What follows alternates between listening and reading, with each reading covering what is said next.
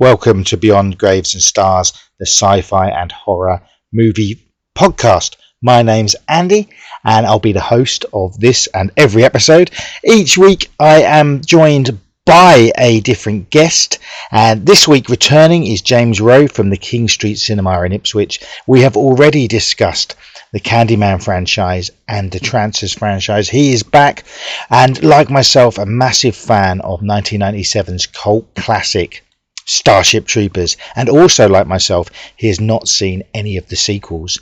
In this first of two parts, we are going to revisit the original cult classic, and then we're going to do a follow-up episode where we watch the two sequels which we have not seen before. If you haven't already seen Starship Troopers and you don't want spoilers, do go and watch it, because there will be spoilers. And revisit if you've seen it already. It's an awesome film, and I'm really looking forward to seeing its sequels. I know they're straight to video and weren't exactly critically acclaimed, but you know what? I've always kind of fancied seeing them, see what they're like, and looking forward to talking to you all about it. And I'm going to play you now the trailer from the first movie before me and James dive in to talk about this awesome movie.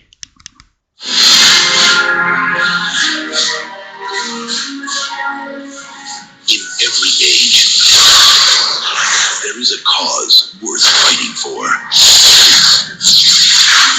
But in the future, the greatest threat to our survival will not be man at all.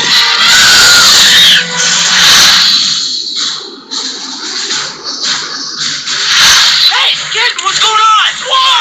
We're going to war! Now the youth of tomorrow must travel across the stars to defend our world. We are a generation commanded by fate to defend humankind. Everyone fights, no one quits. We are going in the first wave! You smash the entire area! You kill everything that has more than two legs! You get me? We get you, sir! They will face an enemy more devastating than any ever imagined. Here it comes!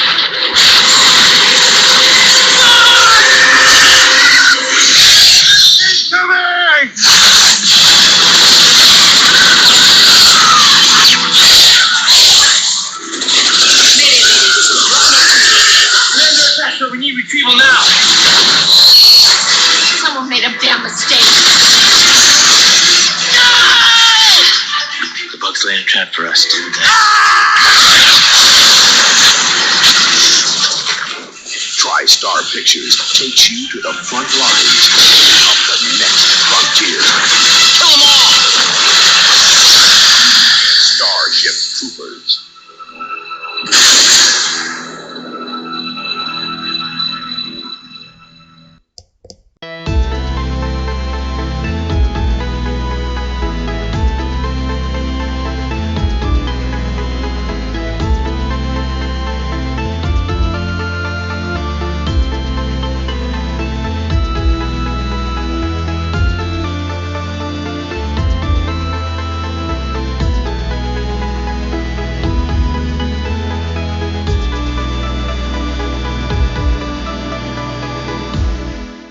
James, you're back.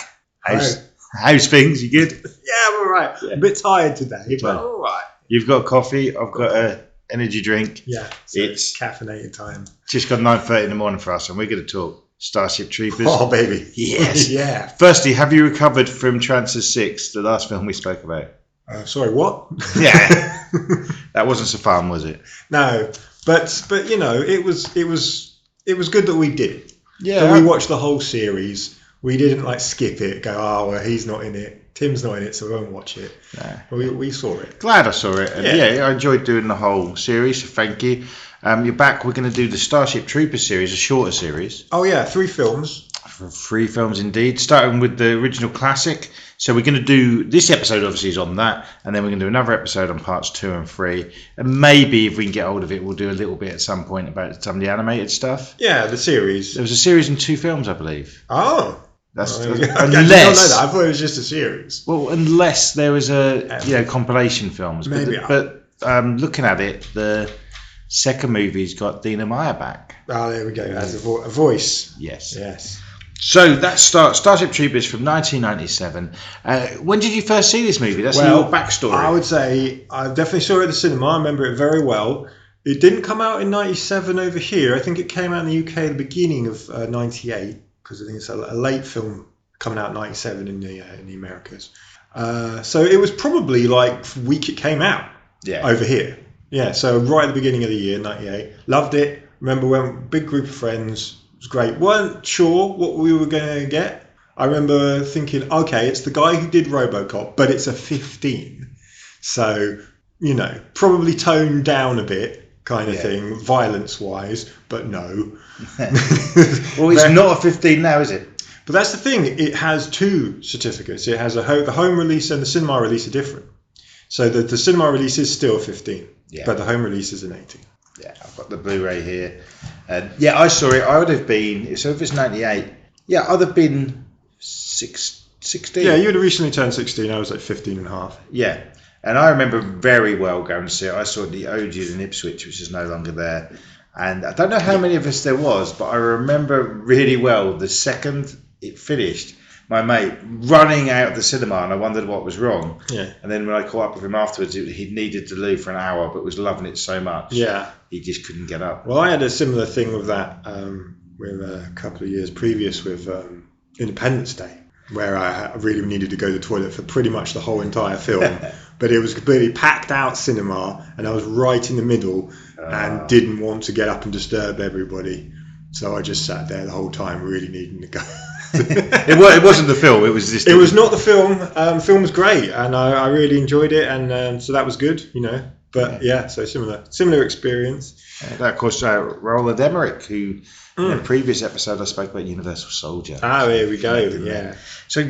Do you want to quickly summarise the plot? I'd like to quickly just talk about Starship Troopers in general, I suppose, before, because it's not an original piece. No. It's an adaptation from a novel from 1959 written by Robert A. Heinlein, that's it, whose work I have never read any of his books, but I've known of the guy for many, many years, not just because of Starship Troopers, but in general because he's considered one of the most important science fiction writers of all time, which is odd that I've never read anything by him because I've read bits and pieces. I'm not a massive reader, to be perfectly honest. I do enjoy reading, but I find it quite difficult, so I don't read as much as I'd like to, if you know what I mean. It's a concentration thing. Yeah, I find it very difficult. So, but then I say that, and there are loads of books. I could reel off like loads of books I have read. So, but considering our age, I should have read a hell of a lot more. Do you go on spurts? I have like a few months where I'll read loads, and like last year. In the last 2 months, I think I read about 10 books. This year, I've not read any. Yeah, it's interesting. Yeah, I mean, just thinking of science fiction, I went for a period of reading loads of Philip K. Dick books. Must have read like 12 to 15 in a space of like 6 months, which is crazy for me. And then I tried to read more later on, and I've just found it really hard just to read it. Even though I had that period where I was just absolutely easy. And he's generally considered by a lot of people to be quite hard to read. People, not because it's, just because just the style was a bit odd. Yeah. But it just clearly was clicking for me at that moment. But anyway, I digress. So it's based on a novel, which is, I think, generally considered, like I say, the writer is considered very highly praised. The work itself, I think, is seen differently to the film. The book is told, the tone of the book is more pro-military, shall we say, where the film is a satire, clearly.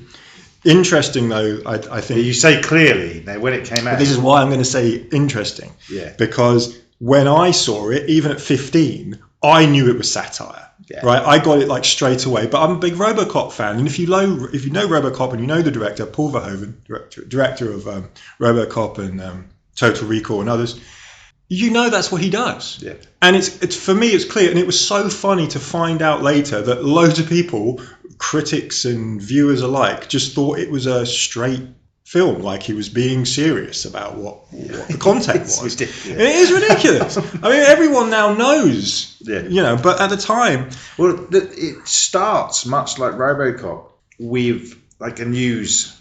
Or is it news or is it adverts for the military? It's propaganda type and if you don't media. see that as funny because the way it's done, I don't get, looking back in 1997 when this would have been first reviewed, people not getting it. And like you say, I was the same age as you. I'd seen Robocop, and I remember vividly when it started and you had that, like the news bits from, I was like, cool, this is going to be like Robocop. But did a lot of these people just see Robocop as a straight action film then?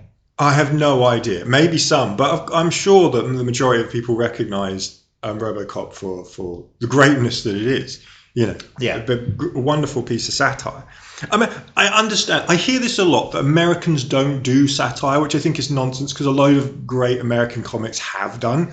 Yeah. But maybe there is a thing in like the general consciousness of America that they just don't, I don't know, understand, or at least back then didn't. Paul Verhoeven is not an American. No, he's a Dutchman, and grew up when he was a child under Nazi rule, right? So his experience of these kind of horrible fascist regimes is a first-hand one.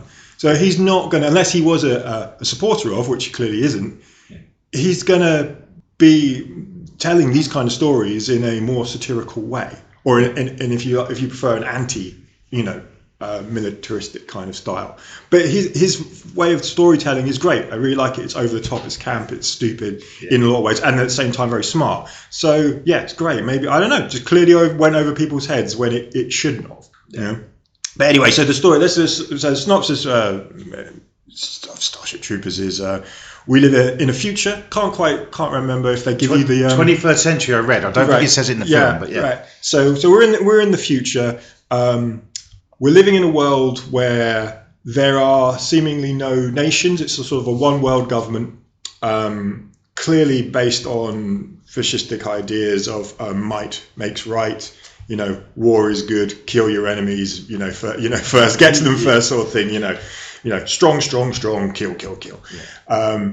They don't really have any enemy. Human beings don't really have any enemies other than sort of on Earth. They all seem to sort of get along fairly well. They seem, be cleansed, shall we say, of any dissonance, shall we say, in the nicest possible sense. Yeah. So, but out in space, in galaxy far, far away, probably, you get the idea that the enemy, which is a bug type creature, comes from far away, and human beings are expanding in the galaxy, so they're colonizing lots of other places, and it touches on, doesn't give you much of it because it's not supposed to, the idea that human beings are probably getting a little too close, probably encroaching on the bugs' territory out there in space. But human beings, being human beings, don't care about that. Think, we'll have wherever we want, doesn't matter, we can do what we like, and bugs are stupid.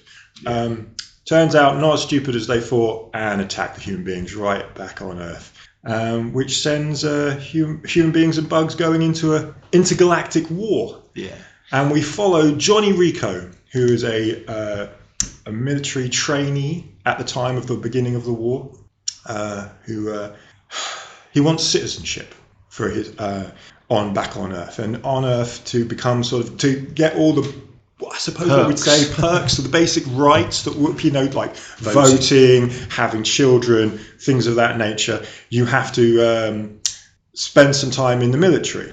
I think there are other ways of getting it too. I don't think it touches on it in the film, but I think in the book maybe there's. But for most people, that's the only way that you can get to become a citizen. And so he does that, and we follow him and the people that he meets along the way. He also joins the military for a woman. Well, sure. So there is this idea that he doesn't really know what he wants to do with his life, and he's in love with Carmen. So Johnny is our main character. We have Carmen, sort of his one of his best friends and girlfriend. Dizzy, who's another woman who joins up as well. Who's also, she's in love with Rico. Yeah. Rico doesn't feel the same way though. And there's Carl as well, which is kind of Johnny's best friend. Who's a very intelligent guy who's really into telepathic techniques, trying to get creatures and finally humans, I suppose, to be able to do what he wants just by using his mind. Yeah. So, which is interesting. Again, kind of a bit scary. Like controlling people, kind of thing. Yeah. So there's a lot of that going on. But it's all told in a very, like I say, over the top, very campy, very silly kind of way. And I think to feel in any kind of way that it is pro these things of sort of, might makes right and, just basically taking over and controlling places because you feel it's your destiny to do so, which I believe to a certain degree is what the original book is about, right? So I get the idea, the impression from what I've read about the novelist, that he was very much a sort of libertarian type of mind, that he thought that people should individually have the right to pursue whatever it is that they want to do. Yeah. I don't think he was a fascist, right? In the sort of the Nazi sense of what we think of as a fascist. But I think for him, and I think he was quite pro-American as well. Yeah. So there's a lot of people that you could see today in politics, in American politics today, who I'm sure are quite a fan of like his way of thinking. So very much individualistic and at the same time believing that America is on the right side of history no matter what kind of thing. Yeah. So and of course of his time, the rise time, it was communism that was the enemy. So yeah, Soviet Union, all that was completely against the freedom of the individual. Yeah. Yeah. Do you think because of who wrote the novel, that's one of the reasons this got criticised at the time? Yeah, I think so. Because the one thing that came up when I was looking up was so many people thought it was pro-fascism. Yeah. Because if you take away the satire, it is. Yeah. But the satire is clear. Yes. As far as I'm concerned, anyway, it's clear. Maybe it is too subtle. I don't know. Right. As I said before, from that opening scene, that's not subtle. That when it goes away from your main characters and you see the world around it, it's so in your face that it's not to be taken seriously. Yeah. And that's what throws me. But well, it's what it is. And even though the film didn't do very well at the time, it's gone on to become a classic. As we're talking about sequels, and there's been video games and stuff as well. So, but one thing is, I looked up it was written based on a book. Do you know if he wrote anything else like big? Is it just one of the most regarded sci-fi? This is interesting, right? So I haven't read any of his other novels. I don't know.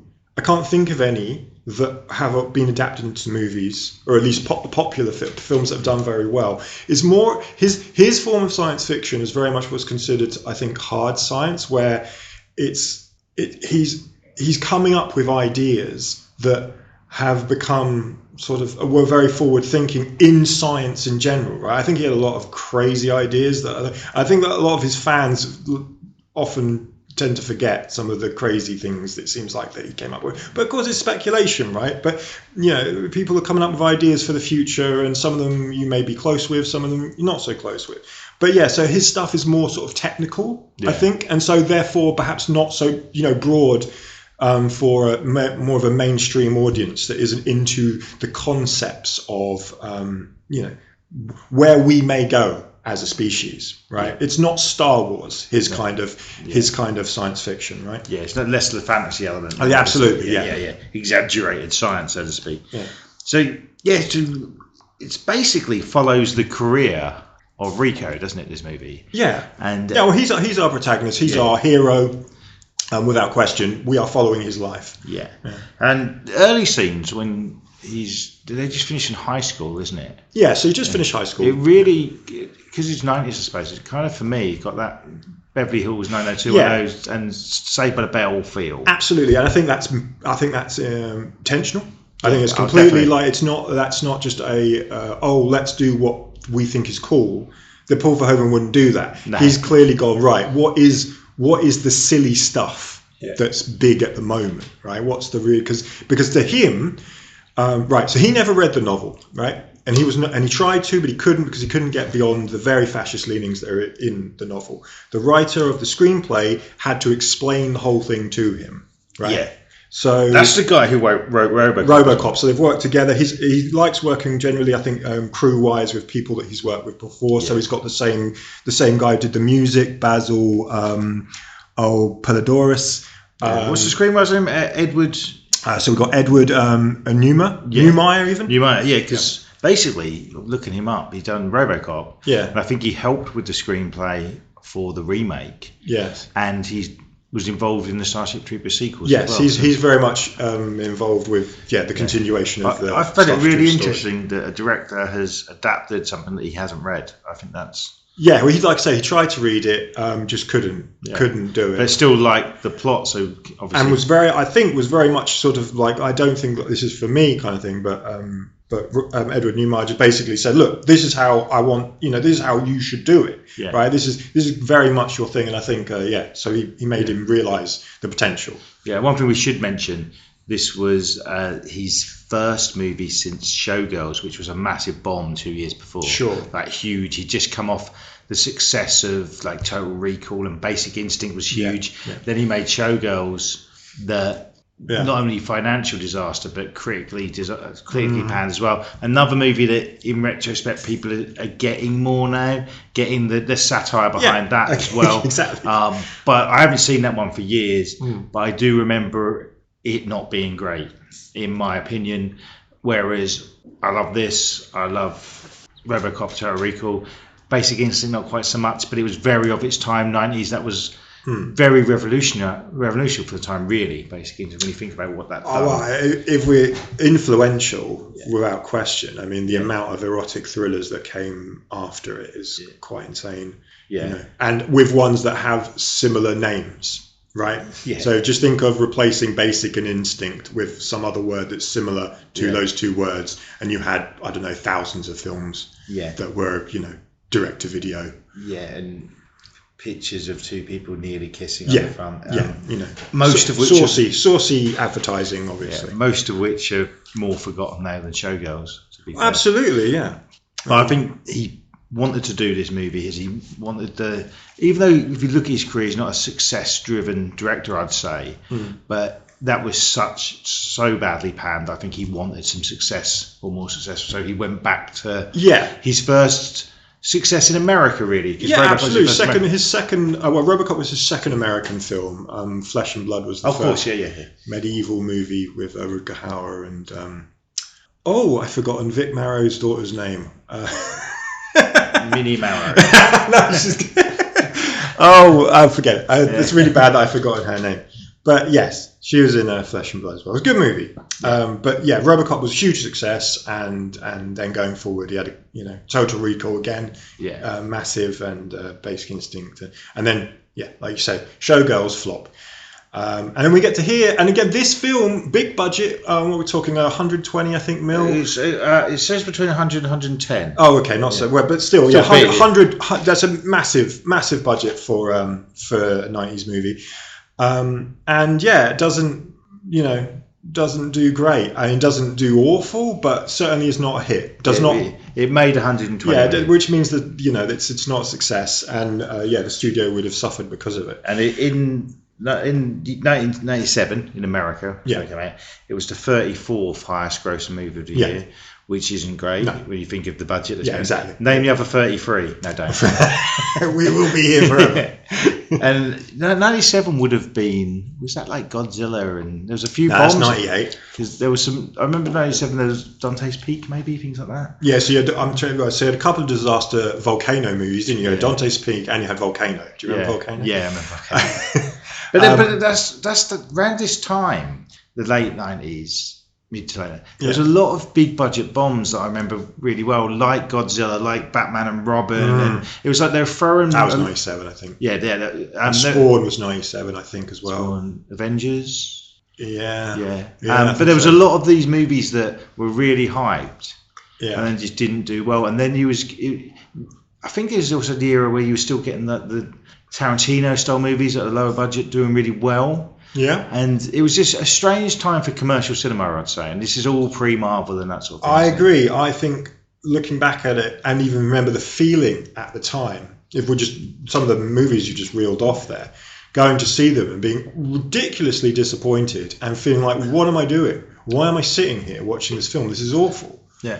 And I definitely was the first time I ever felt that in my life. Yeah. I mean, we're that age, I suppose, where we're kind of like being a little bit more selective of what we want to see. Yeah, you know, we'd kind of been spoiled a few years before with the likes of, you mentioned Independence Day, don't care, enjoyable movie. Yeah, it's great. And then Jurassic Park wasn't long before that. You had Twister. It was like we had these big box office successes, and then they were just trying to recapture that. Later end of the tail end of the 90s was some just poor big box office films. I mean, obviously you have Titanic in 97. I mean, huge, ridiculous. But there are lots of misses. Yeah. Definitely. This to me is not one. Okay, so go back to the film. This is nothing. Do you think people thought this was going to be another generic sci-fi movie? I guess so. I think I went into it thinking that. Just from the premise of, just from the look of it, the promotion for it and stuff, it did look like it was just going to be a silly, humans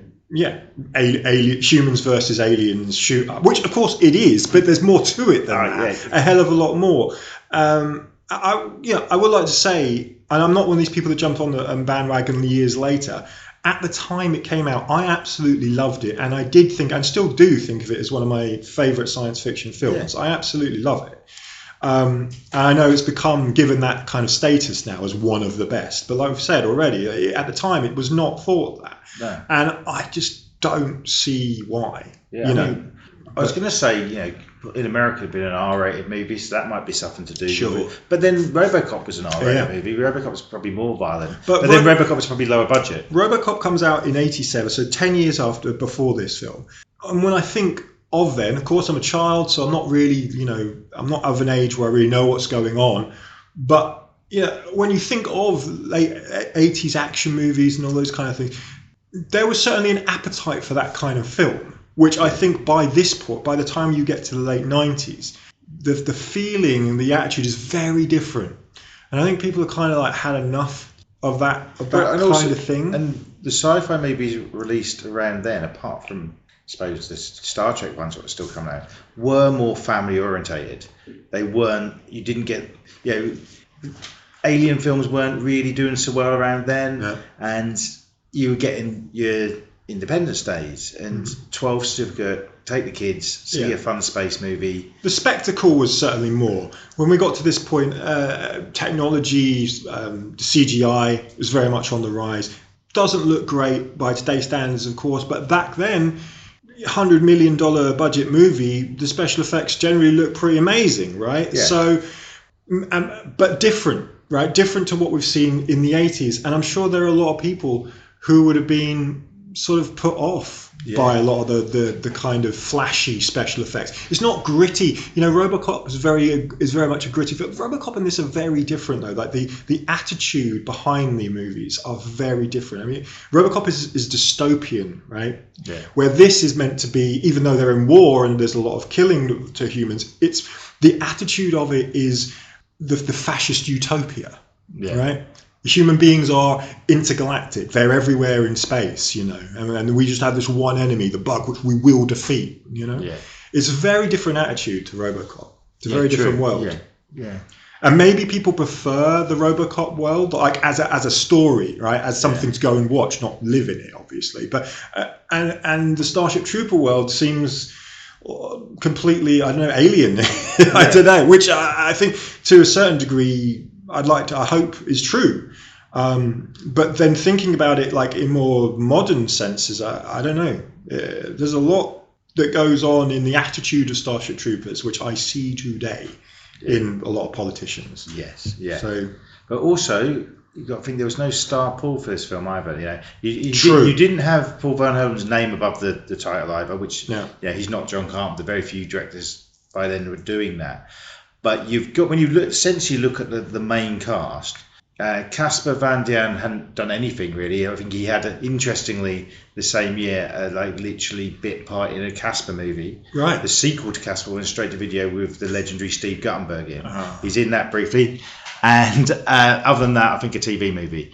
You've got Dina Meyer, who had done a couple of movies. Johnny Mnemonic, which bombed. Yeah. And I think this was just after Dragonheart, maybe? Around the same time as Dragonheart. So not a name. She was in Beverly Hills 90210 for a bit. Yeah. And then you had Denise Richards, who bit parts in TV, and she'd done Tammy and the T-Rex, which wasn't a hit. Yeah. So she became more of a name after this film with things like Wild Things. But again, even so, never became a huge star. No. Ever. You know, in some biggish films, and she was in like Friends. Okay, and then you had Doogie Howser. Well, this is it, right? So the character of Carl is played by Neil Patrick Harris, who was famous on television already because a child actor in that show He'd had a bit of a break, hadn't he? This was a comeback for him. Yeah, I mean he's often. I mean everyone knows his face now. Yeah. He's got one of them faces that you look at and you go, oh yeah, he's done. Forget. Yeah, sitcoms since. Sitcom, what was it? Is it How I Met Your Mother or something? It was a huge show. Yeah. I never liked it. And he plays a horrible person in that, like a real misogynist. Yeah. In this he's quite sleazy, but we don't get much of him. No.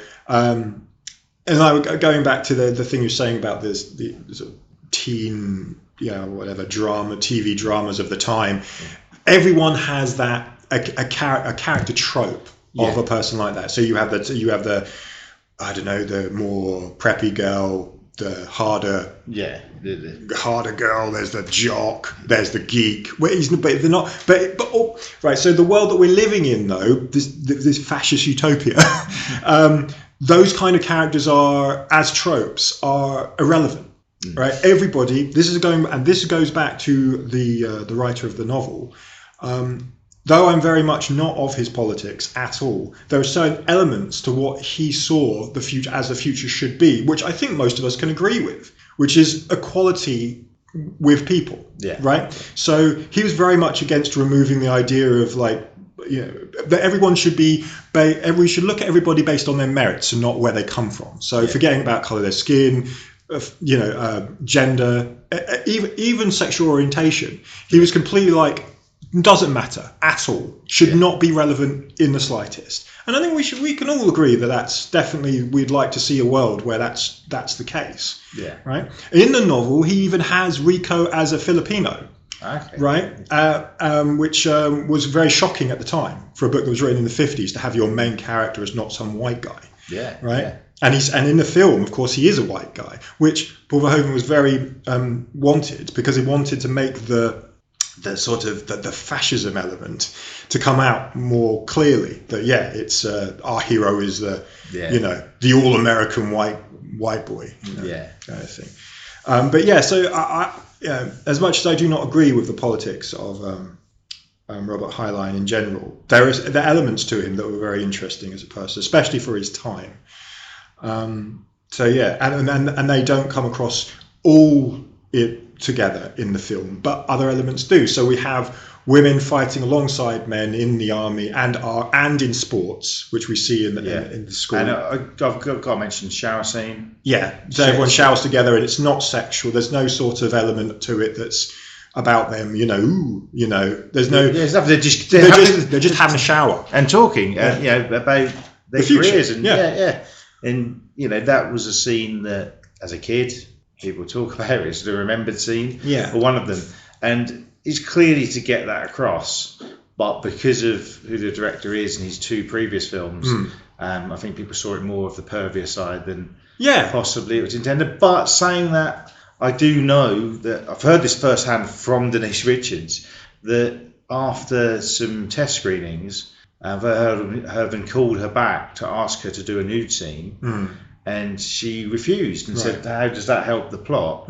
And that really worried her, because early on in her career, could that affect? Sure. And she refused to do it, and then later on she'd done Wild Things, where there's a nude scene by her, and he contacted her and was like, why'd you do it for them, not me, sort of half joking. And she said, because of the plot, and he actually agreed later on. Well, there we go. Well, good. And I think maybe, he's got this bit of a thing because of some of his movies, that might have been the studio more than him. Maybe. I mean, I'm not Paul. I'm not sort of like as far as I'm aware, he's got no history of behaving in nasty ways, whatever. But he's clearly a guy who likes nudity, right? He likes nudity in his films. He likes sex in his films. So he probably, I'm sure, wanted a scene with Rico and Carmen where they're having, because we don't have their sex scene. They obviously do have sex. It's implied that they do. And yeah, he probably would like to have a nude scene with them together, just to, maybe a romantic one, because it's like the last day that they're together before they go off in their separate ways, sort of thing. But yeah, it would slow the movie down. It's unnecessary. Yeah. So didn't happen. And yeah, I mean, it's not really a sleazy movie. No, so, no, not at all. No, not in that respect. No, Robocop much more so.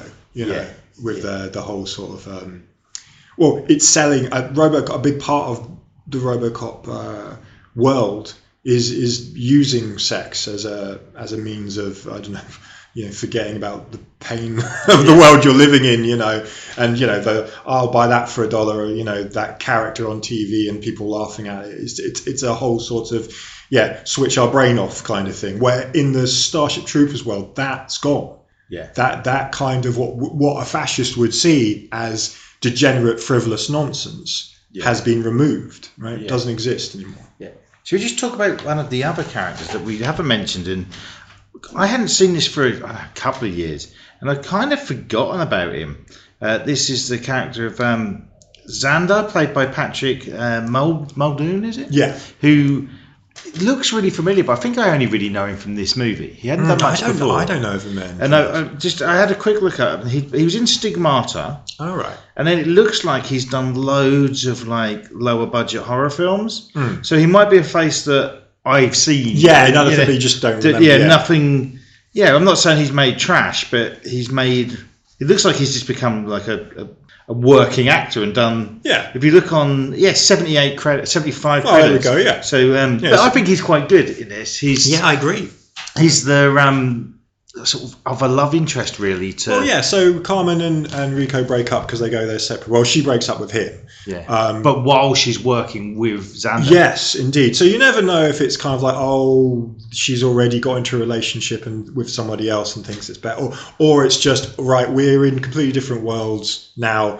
Even though they're not necessarily, but there is which exists still, I suppose, today, and is always good fun in the military. That infantry and pilots don't mix. They keep they're separate entities, if you like. So Carmen is a pilot, which is very high up rank position in the military, where Rico at the beginning is just a private in infantry, but works his way all the way up to captain by the end of the film. Yeah, the grin on your face as you said that. So I do like the cast in this movie. And we haven't mentioned, there are a few. There's no like above title stars in it, but you have got Michael Ironside. Who's great. Just amazing. I mean, every film. He's one of my favourite actors anyway, ever. Right, and anything that he's in, even if I don't enjoy the film, it's slightly made better because of his presence. But he's great in this. Yeah, we've worked with Paul Verhoeven before in Total Recall, which he again is great in. And in this he's not playing a bad guy. He's there aren't bad guys in there. Remember, this is a fascist utopia. There are no bad guys. The bad guys are the bugs. Or are they all bad guys? There you go. Yeah, exactly. He was great, and Clancy Brown. I'm a fan of. Highlander. It's so he plays like it's a sort of drill sergeant while they're at boot camp kind of thing. Medic. Brilliant. What's the thing? This is great. Right, so Jake Busey's also in it, which is always great as well. So Jake Busey, son of Gary Busey, he's always fantastic in any movie. Around this time, he popped up in quite a few things, and offhand, I can't think of anything. Frighteners is always one that I remember because he's great in that. There's a scene in this where Rico's upset, and they said, and then the scene ends with just him. He's going up to him and grinning. And I done a big chuckle at that. The way that they sort of become friends is hilarious because it's very, very simple, and yet at the time made complete sense because it was the sort of thing you just imagine jock types to do. He's like, I'm going to push in the line. And then Rico's like, get back in the line like everybody else. And they sort of stare at each other for a bit, and then Jake Busey goes, I like you, we can be friends. Yes.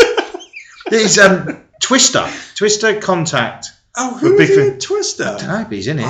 And more recently, he was in The Predator, which I'm the only person in the world who likes. He is in The Predator. He plays a scientist. Was like, no, Jake Busey, you are not a scientist. Well, he said about the other guy. Jay Busey's been in 95. Yeah. Well, he's a proper working actor. Yeah, he's great though. He's really he is wonderful. But that's, I mean, the cast are good, and yeah. I've seen criticisms for Casper and Denise Richards for this, and I think they do exactly what they're supposed to do. They are doing. Everyone in this film is doing exactly what they're supposed to do, playing their roles just how they should. There's no one here. There's very little subtlety in this film, which is important for the kind of satire that it's supposed to be. The more I think about it, the more I talk about it, the more baffled I get at just how people saw this film when it came out, because there's nothing about it to me that screams, take this seriously. This is a pro-fascist movie. Yeah. It's just it's over-the-top camp silliness. There's a bit that I always pick up on every time, and it's just a one-off line where they pretty much say that the humans have upset the ants. Yes. The bugs. So but it's just so, and it's just not acknowledged. They say it, and then it carries on. And that's reporter. You're absolutely right. It's a reporter says maybe there are some people that say that maybe human beings are basically going to places where the bugs basically say. Yeah, but think of Israel and Palestine kind of thing, right? Yeah. That kind of thing. And then Johnny Rico comes up and goes, "Hey, I'm from Buenos Aires, which was hit by the bugs," and he says, "I say kill them all," and everyone goes, "Yeah," and that's it. Yeah. That's the attitude, right? That's that's where we are in the film. And I mean, if you're really, really simple-minded, maybe you look at that and just go, yeah. I don't know. I do worry sometimes about people that go see stories and don't. The idea of storytelling being kind of like so basic and sort of everything you're shown is just take it at face value kind of attitude. I don't know. That's the thing, because most good fiction isn't. None. There isn't any that is done in that way. Yeah. Good storytelling has nuance, right? As we record this, there's a new Superman movie out, and there's certain people now who are accusing it of being woke and saying and like saying that one of the actors, Superman woke. Yeah, one of the people who played Superman. Is saying that they emphasise too much about him being an immigrant. And online, someone has put a video together of that actor with all these scenes, which is very pro-immigration. Right. And it's just like, you played the character, mate, and you don't get it. Right? I had an argument with someone, when did the Supergirl TV series come out? 8 years ago, something like that? Maybe a bit longer ago. And this guy was saying he hated that show because it was too woke. And it was like, the character always has been. Superman that's what it's about. Sure. Just because some of it might be too subtle for you. I've never found it subtle. I've always seen that's what it's about. I mean, so Superman can be seen by people. I often look at Superman as he's pro-America, right? He's pro-American. He's very much about recognizing that there is a good and an evil is sort of in the world. Yeah. And that America is on the side of good. Not that America's perfect, but America is on the side of good. Now, you could just look at that and that's all you see and go, that's not true, blah, right? You could do that. But there is a lot more to it than that, right? Yeah. Very much so. I mean, if we look at America, I know a lot of people like to shit on America. I do myself in a lot of ways. But there are elements to it, at least in its core values, which are positive things that we generally, all would agree on. And part of that is that it is a nation, sure. The history is awful. If we go right back to, people taking over people's land and the horrors that come with that. But the idea of America as a nation is supposed to be a place for all. That's the idea. Not saying it is, but that's the idea. And that's what I suppose Superman has always represented, right? Yeah. That it's a country where America is a country where everyone can come and work together and, hopefully get along the best they possibly can. So in that attitude, which to me sounds quite what idiots would say is quite woke. That's what he's always been. So and of course he's an immigrant himself. He's from another planet. His parents on Earth take him in, right? They go, and they could have said, stay away. Stay away, It's foreign about- child. What to me, what the Superman story is about is coming somewhere and from wherever, and not only basically helping that culture bringing more to it, and helping them as they help you. That's what it's about. Yeah. Call it woke, who cares? But it's the fact that people for years, same with Star Trek getting called it, that's always been, and this has always been there, but more recently, I don't know why, maybe it's to do with what's going on in the world, people don't seem to like this. And I'm like, well, they're fun stories with a positive message. What's wrong with that? Well, indeed. So, I mean, we go back to the original, not the original Superman, but the original Superman in film world. Okay, so Christopher Reeve, he makes the fourth film, which is not a good movie, but is not a good movie for movie making reasons, right?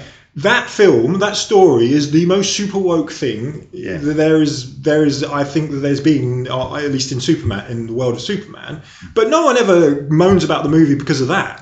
No one ever says that it's, how dare he try to get rid of nuclear weapons and make the world a more peaceful place. Yeah. No one ever did that, did they? No one looked at that movie in 1987 and say that. No.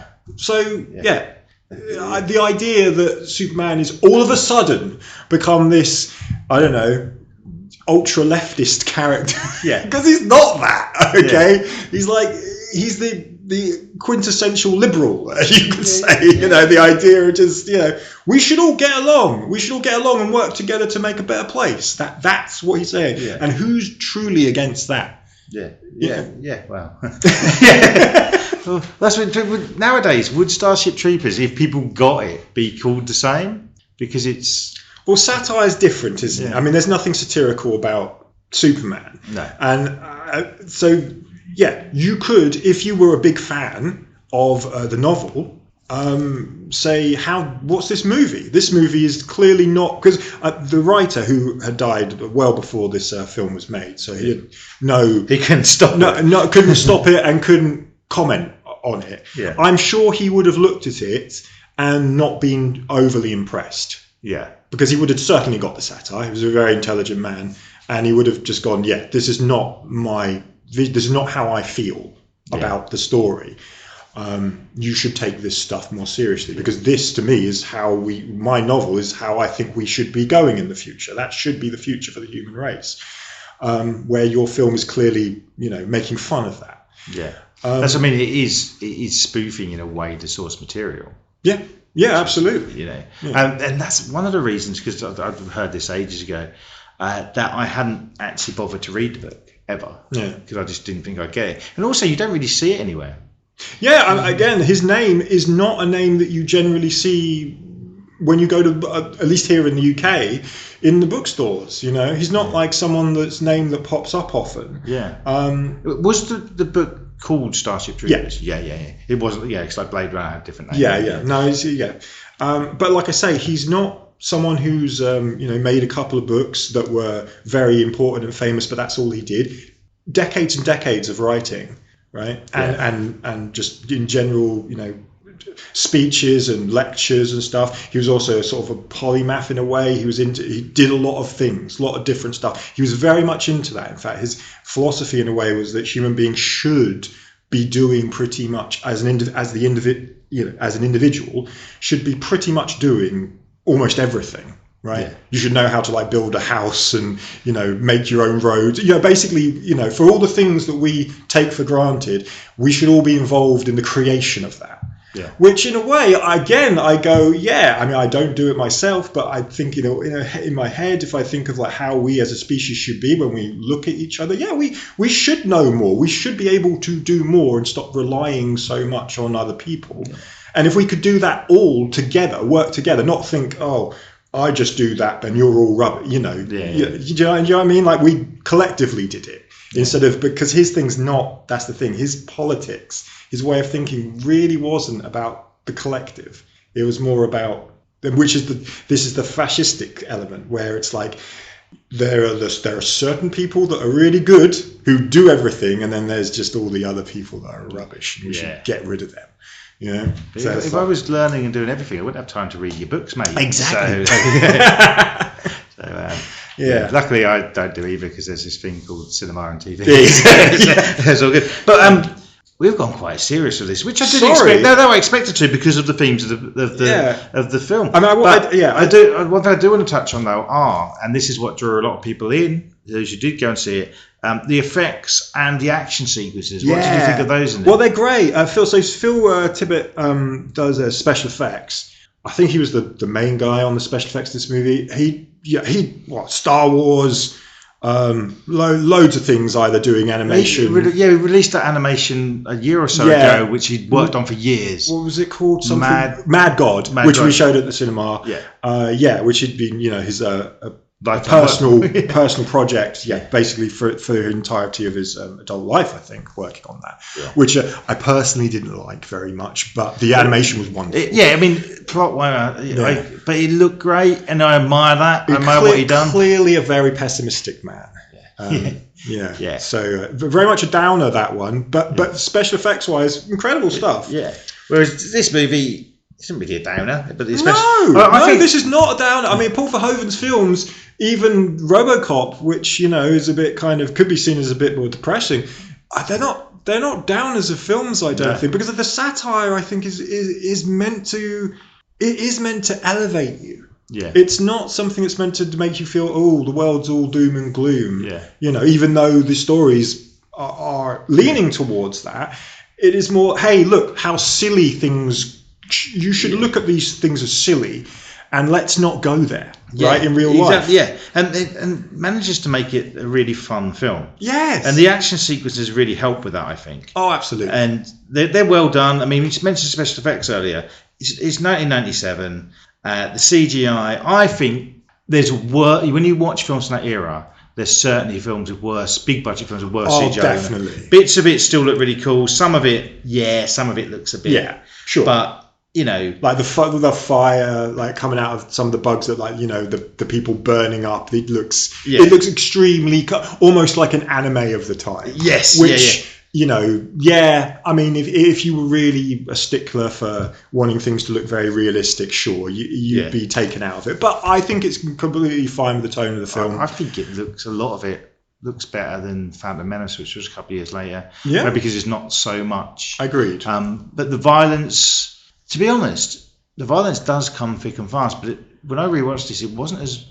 I seem to remember it being more violent, as in more constant throughout the film. I think our memory of it, because Paul Verhoeven's a great storyteller, he knows how to put together a great narrative, right? So he starts off strong, so we're right in it at the beginning, and we know exactly where we are going in the future. Doesn't mean that the whole film is going to be at this pace, because it shouldn't be, because we need characterization, learn more, and blah blah blah.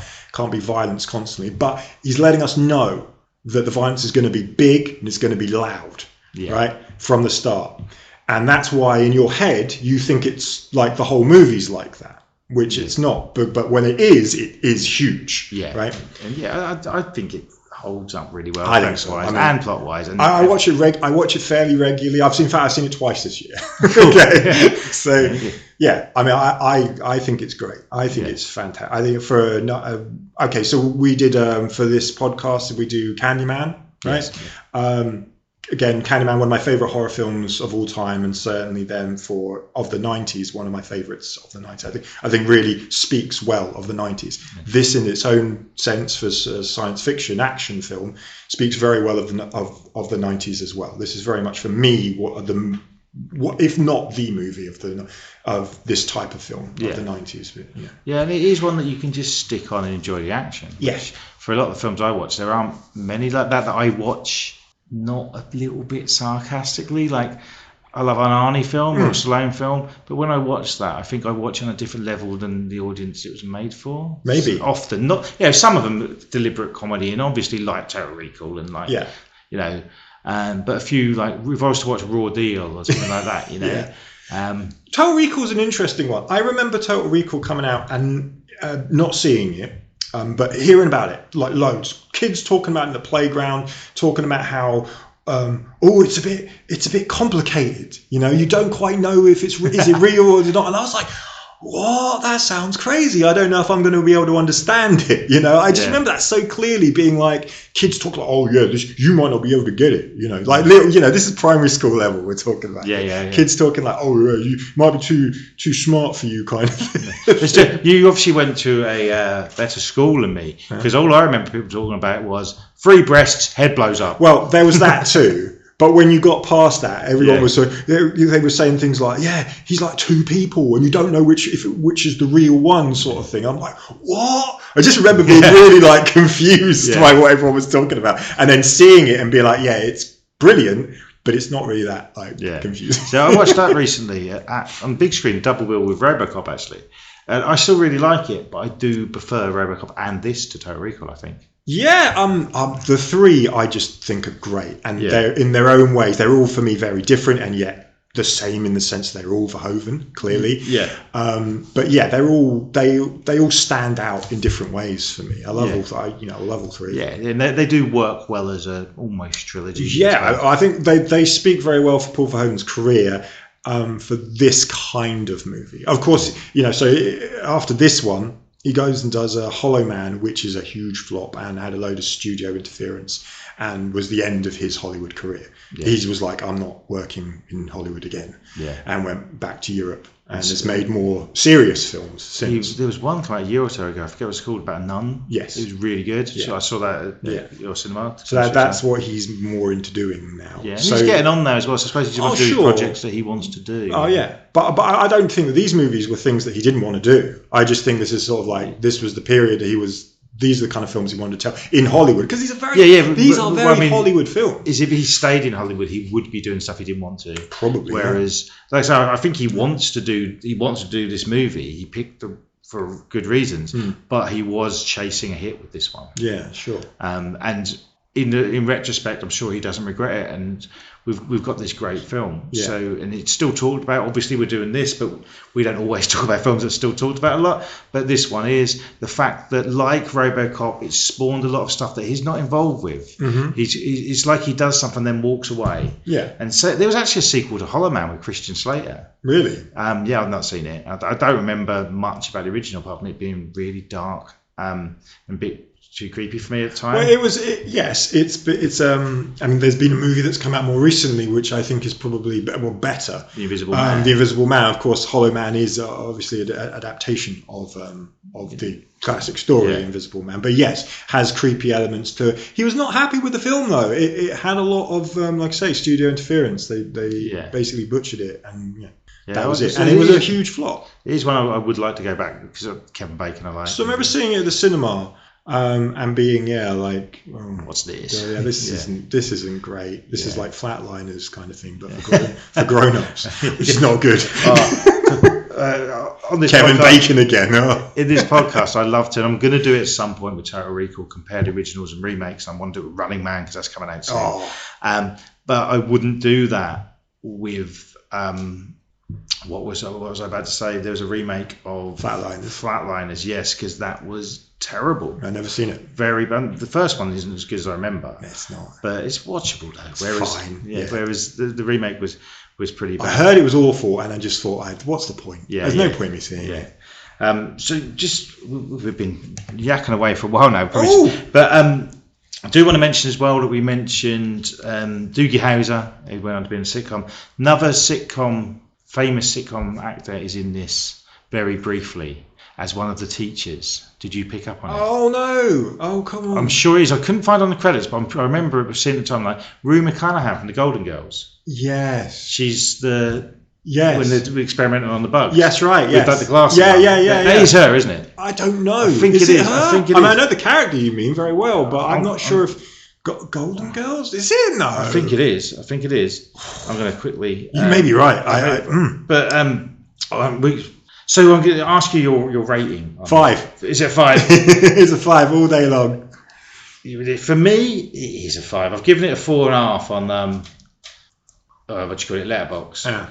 But it is one that I rewatched it not as regularly as you, I'm guessing. But I rewatch it every few years. But I want to see it on the big screen again.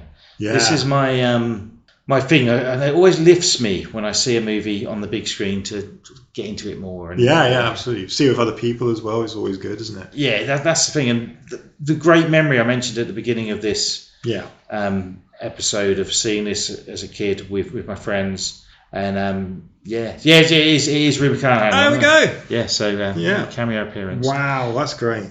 And another actor, I did not notice. Is it Brenda Strong, isn't it? Who I believe she was in like Desperate Housewives and stuff. Right.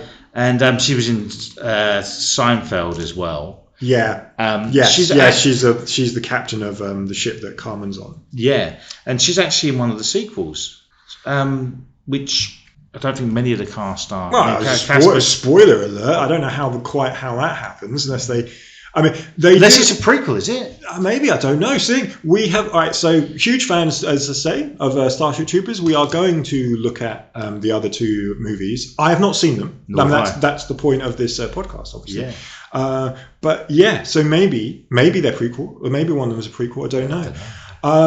Because the character does die in the first film, but they do have technology to bring people back, I suppose. Well, that's one weird thing, because Rico dies in, and then comes back. He does. He comes back, and they sort of like reanimate him. I'm guessing using the DNA of cells that still exist, sort of thing.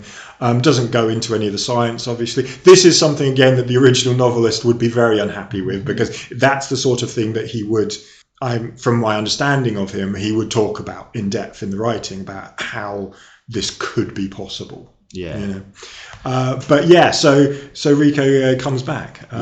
So maybe, I don't know, if they do this with other people as well. But it does come across like it's a very rare occasion, sort of special kind of thing. Yeah. It isn't like it's just you go into a room and all of a sudden you're back to normal or anything. It seemed like it was a long period of time for him to get rejuvenated, as it were. Yeah. Okay, so 5 from you, 4.5/5 from me. Yeah. On IMDb, it's got 7.3 out of 10, which is pretty. Yeah, that's good. 73% on Rotten Tomatoes, and 3.8 on Letterboxd. All pretty high scores for a film that didn't do well.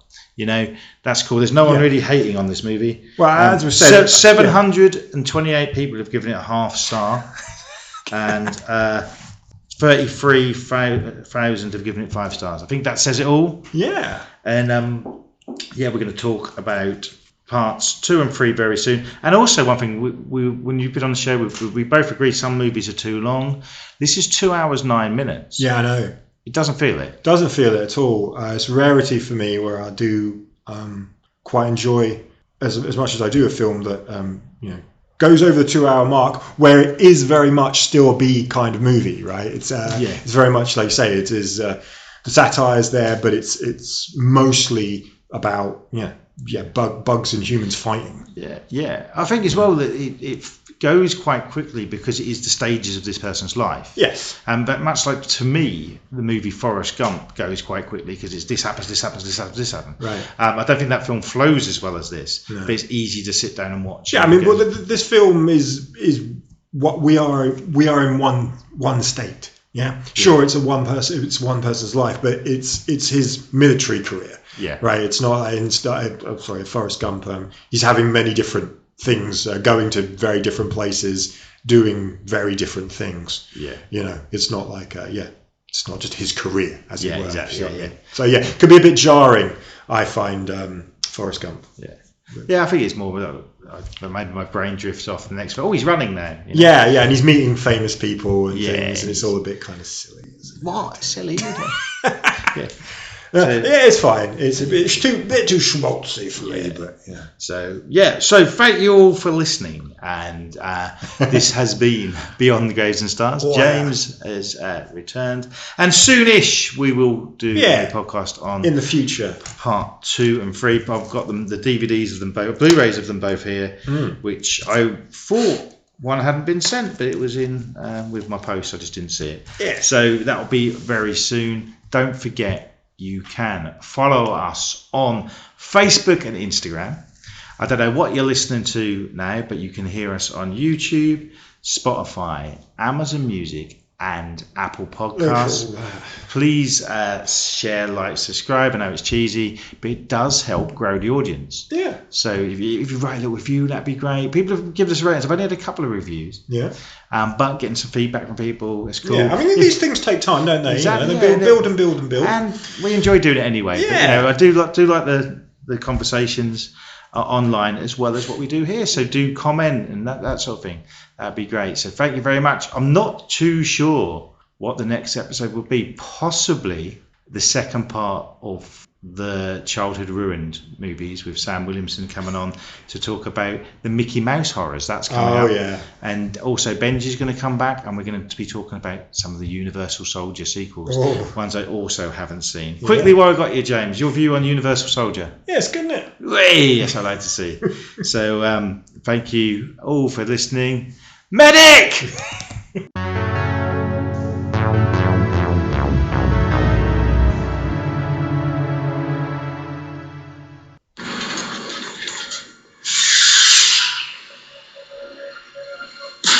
When they captured the brain,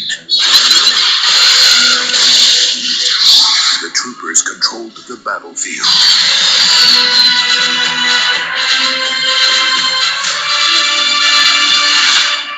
But it was only the beginning.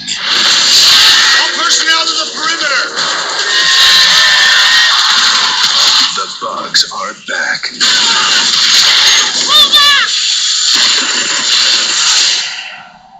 And this time it's different.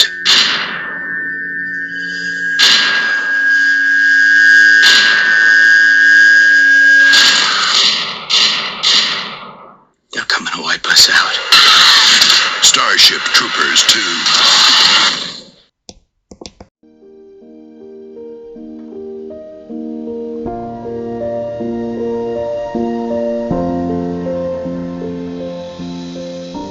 Hi, I'm Jem, And I'm Victoria. and we are childhood best friends with a true crime podcast called The Criminal Crack.